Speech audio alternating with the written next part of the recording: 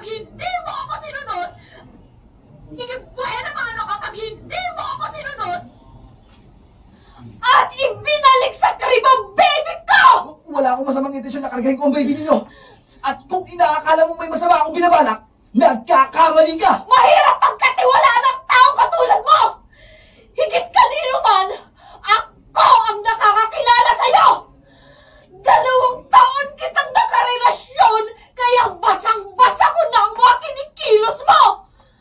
Sundin mo na ako dahil kung hindi, babarilin kita!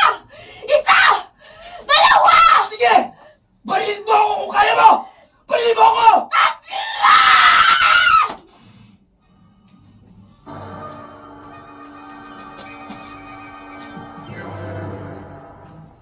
Allen, Lasal! Allen.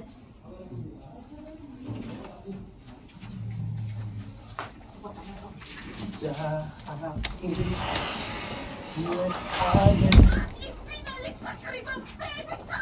Wala akong masamang intensyon.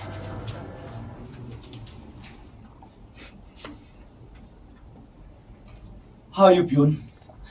Bakit kinakailangan guluhin niya pa tayo? Siguro naman, hindi na mauulit pagkatapos ko siya takutin ng hawak kong baril. Hindi siya titigil, Lucille. At may hangganan ng pagbibigay natin sa kanyang kalibangan. Sino to? Karina. Karina.